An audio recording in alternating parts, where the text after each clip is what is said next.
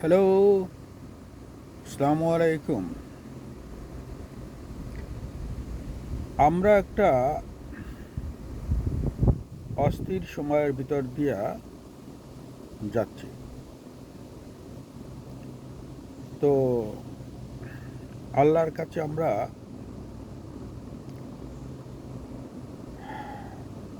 সব কিছুর ভালো হোক এই দোয়া করি। তো আসুন আমার প্রতিনিয়তকার কোরআনের কথা শুনি।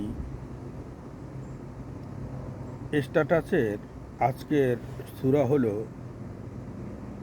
সূরা আল ইসরাঈল। এই সূরাটি হলো পবিত্র কোরআনের ১৭তম সূরা। এই সূরাটিতে মোট আয়াতের সংখ্যা বা ভার্স কন্টেইন অন মানে ১১১টি। In this chapter or in this surah, Allah describe about Miraj.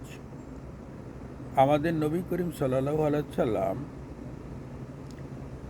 Mecca থেকে জেরুজালেম, জেরুজালেম থেকে সেই আল্লাহর দরবারে হাজির হয়েছিলেন। এই ঘটনা বিবৃত করেছে বা ডিসকাস করেছে আল্লাহ।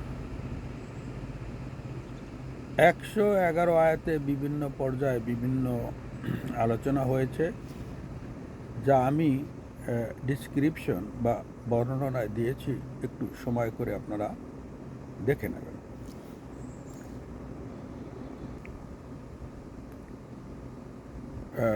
শবে মিরাজ বা মিরাজের ঘটনা ছাড়াও আল্লাহ তাআলা এই সূরার মাধ্যমে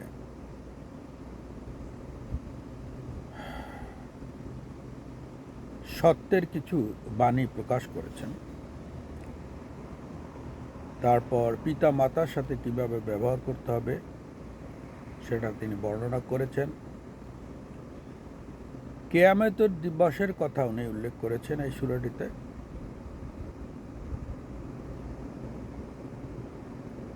এবং কিয়ামতের দিবসে পাপ পুণ্যের হিসাব হবে সেটা পরিষ্কার করেছেন। আর একটা বিষয়, বনি ইসরাইল বংশধরকে সতর্ক করেছেন।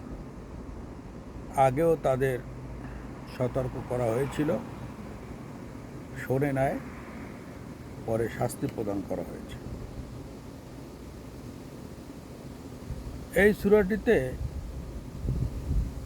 আল্লাহর একাত্মবাদ এবং মূর্তি পূজার তীব্র নিন্দা জানিয়েছে। তো আমি আর এটা দীর্ঘায়িত করব না, আপনারা বর্ণনা দেখে নেবেন। আর আমি যেহেতু এইটা খ্রিস্টান এবং জিউসদের গ্রুপে লোড করি, তাই I all invite my Christian, Jews and Hindus friend. I request to watch my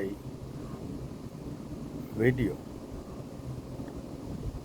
and any comments please your comment put into my video comment section. I already got many comments on my others video. I always congratulate it. আমি যেহেতু senior এবং নিজেকে আধুনিক মুসলিম হিসাবে দাবি করি, এইসব comment আমি খুবই স্বাভাবিক দৃষ্টিভঙ্গি থেকে নেই।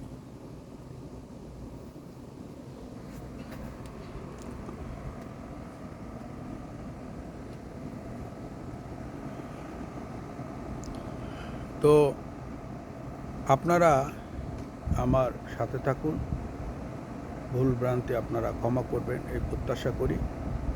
ভালো থাকেন, সুস্থ থাকেন, খোদা হাফেজ।